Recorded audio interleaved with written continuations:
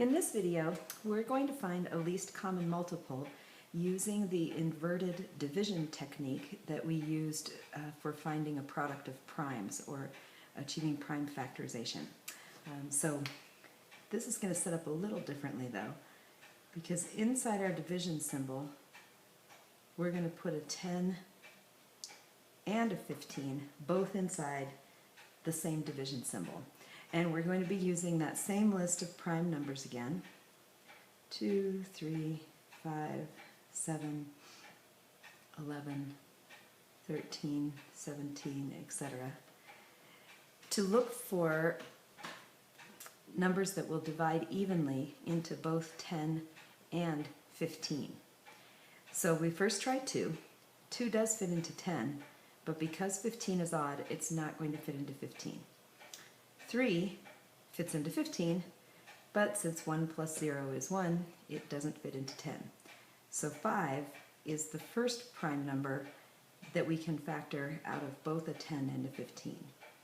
When we factor the 5 out of the 10, we get 2.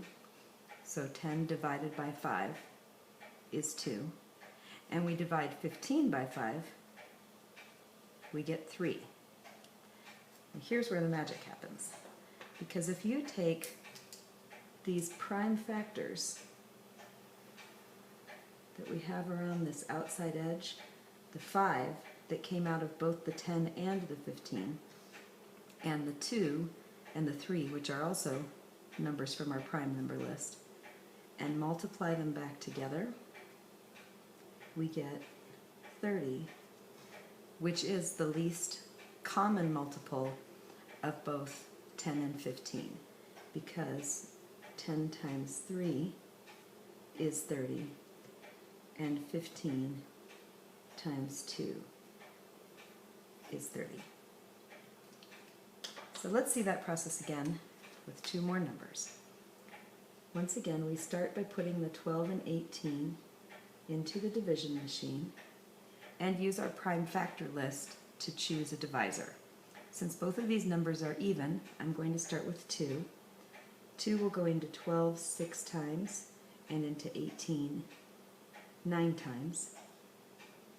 Now that I have an odd number, I can't use 2 any longer, but 3 is a factor of both 6 and 9. It fits into 6 2 times and into 9 3 times.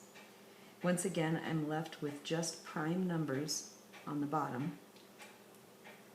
And so by multiplying all of these primes back together, I get my least common multiple of 12 and 18, which is 36. Because 12 times 3 is 36, and 18 times 2 is 36. So this process of finding a least common multiple will help us later in finding equivalent fractions. But since it can be a little complicated, we're doing it on its own first. The next thing we're going to look at are a couple of special cases.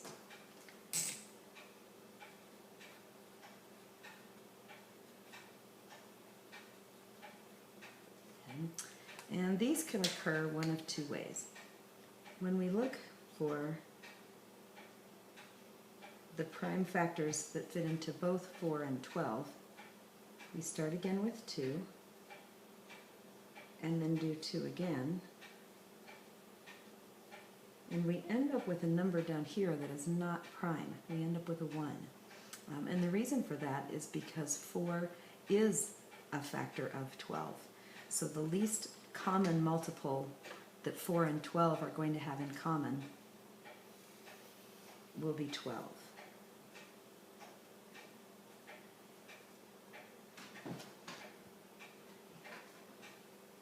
Because 4 times 3 is 12, and 12 times 1 is 12. The other thing that can happen is that they don't share any common factors, which is the case with 8 and 3. 8 can be divided by 2. 3, because it's prime, can only be divided by 3, which is not a factor of 8. So in this case, the smallest multiple of both 8 and 3 is going to be the product of 8 and 3, which is 24, because 8 times 3 is 24, and 3 times 8 is also 24.